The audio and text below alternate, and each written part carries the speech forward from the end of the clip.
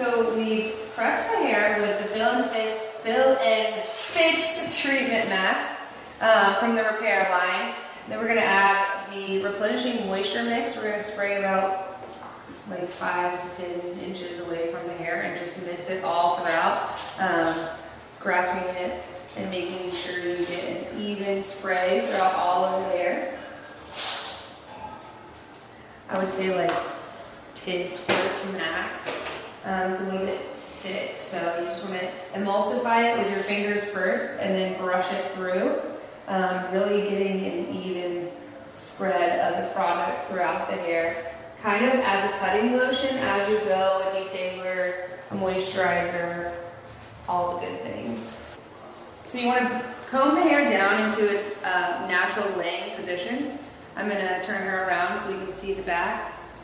So the next thing we're using is the CC cream, which is a 10-in-1 complete correction. I love using this on top of the moisture milk because moisture milk is a leave-in conditioner, but this does 10 things. So it does moisture, shine, softness, smoothness, UV protection, which is amazing. It has a light hold, which is what we're definitely going to need for styling later on. So this is a prep cream for your styling and for your hair cutting.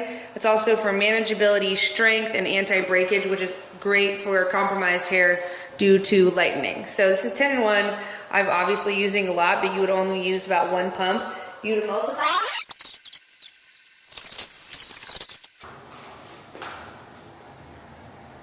Starting at the crown of the head, you want to take an even section all the way down, splitting the head in half, combing it out to where you can see where you're going to make your part line. So from the occipital bone, you're going to take a diagonal section to the bottom, creating an even part, and then flipping that section up. Repeat on the opposite side. So you're going to start at the occipital bone and go to the lower ear.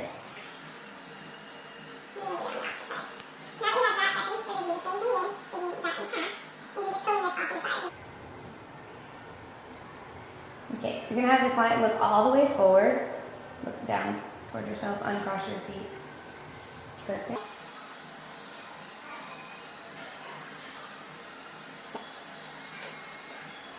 Creating a guideline at the bottom. I want to make sure this is super precise and even. We're only going to have a finger width of graduation at the bottom, which is fine for our texture and our movement later on. Great, and we're going to take our second section and repeat the process, combing the hair straight down to the scalp, 1 finger length from the back to the front, and following your guide. Notice that you can see your guide underneath, following your guide. Move forward, going right at the round of the head, the lower part of the crown. So the crown's about right here. We're going to go with the lower part of the crown, go from the lower part of the crown to the top of the ear. On that side. We're going to take parallel sections, creating a guide from the center. So we're not taking too much hair, combing it straight down, and repeating the same system as before. Making sure we're never cutting into our guide, so we just cut barely enough. Repeating that again, a parallel section straight down, combing it into the center. Just a little bit.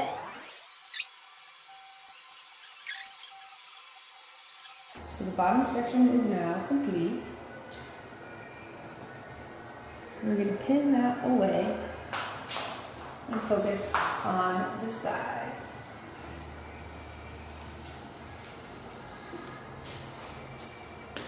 Now we want to start from the center of the head and make a radial section from the top of the head to just behind the ear. Coming the front section forward. And we're going to work with just this back section here. We're going to comb everything at just about a 90-degree angle, straight up, over directing the hair so that it all falls towards the center. So directly in between the center of the head and just behind the ear, right at the center, 45 degrees straight up, And this is going to create a little bit of soft movement at the top. We're going to have a 45-degree angle with your fingers. Cut.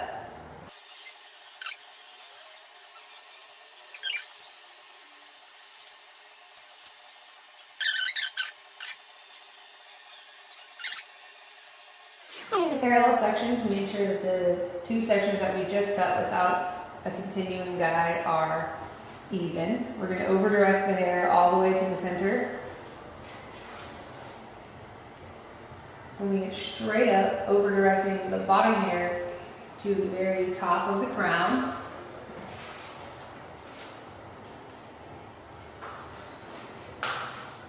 So from the back, we're combing all of this hair to our front guide, double checking the length. We should come up with a nice round on the sides, and we're going to deep point cut that out.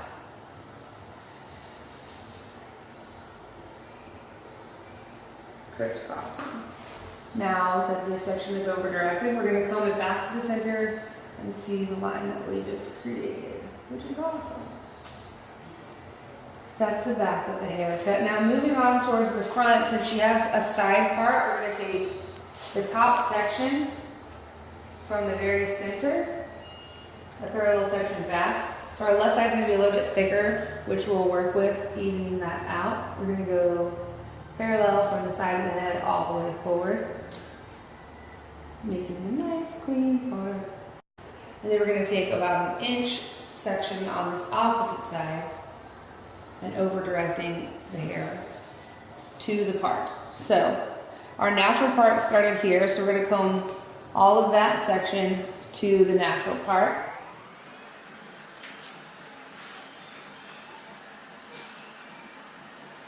Holding your fingers at a 45-degree angle towards the face. We want to create a little bit of breath, basically, so when it comes down, you're going to have a little bit of shorter breath here and a little bit longer, creating a nice A-line shape, but not too distinct. So again, we're over directing all of this section to the center at a 45-degree angle, and we're going to point cut that.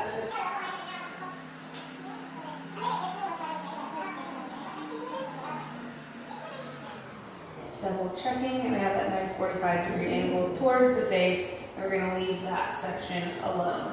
Moving on to the front on the right side, the thicker side, we're going to take pivoting radial sections towards the face, like high side type sections, over directing the hair to the top of that pivoting section, and point cutting towards the face, creating a little bit of an angle. Awesome. So from this section again, we're going to take another pivoting section, getting closer to the face, and we're going to take just a little bit of our old section here, like a quarter of it, so that we can have a guide that's traveling with us. Over directing the hair to the top of our pivoting, seeing our guide here, and point cutting accordingly. Boom. Repeating that till you get all the way to the front. So here was our first.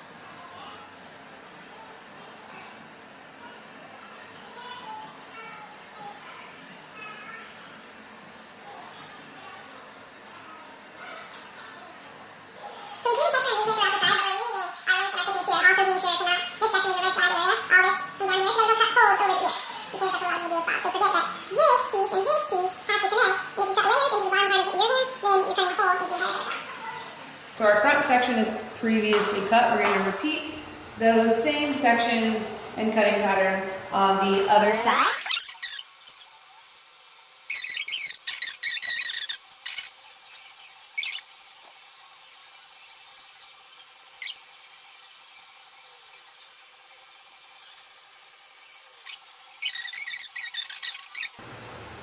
Now our longest point here, we want to maintain that. It's called your corner. And if you lose that in a bob, then you change the total shape of the haircut.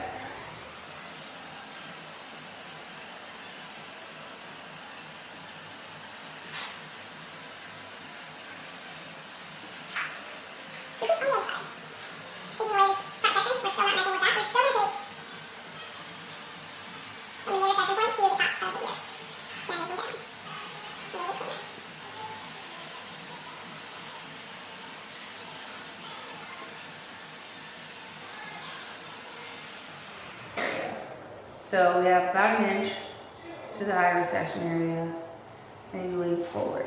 Now we just want a baby bit of fringe here, just to get a little texture and movement around the face. So we're going to over direct this hair to the opposite eye. We're going to check our clean diagonal part, over direct the hair to be the same direction. So you're going to go exactly like 90 from our section, holding it all the way down, and then point cutting to match your part.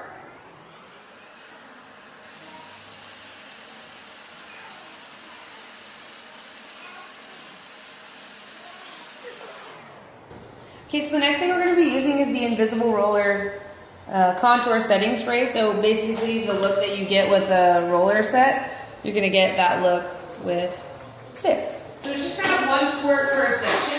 And all you're going to do is you're going to use your Denman brush and get a nice contour, just bevel for the very bottom of the hair. You're going to use the exact same sections that you took for your haircut, over directing the hair to the top of the part and blowing down.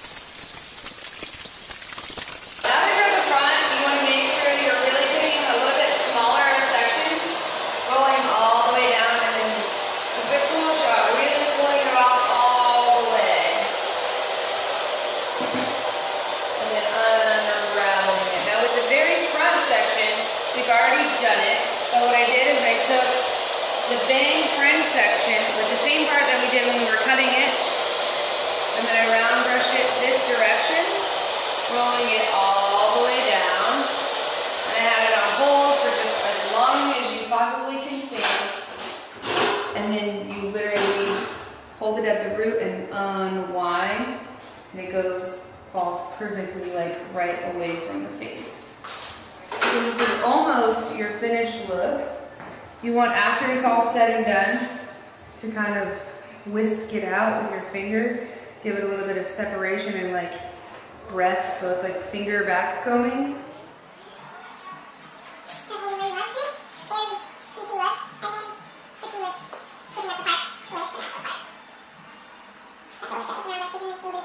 And curl right at the front, and the Denman brush at the bottom gives it just a little bit of kick, so you're not having too much going on, especially for a bob. And then to finish it off, I'm just going to be using a rapid repair spray, especially because we do have lightened hair. That gives it a nice like separation and a great sleek.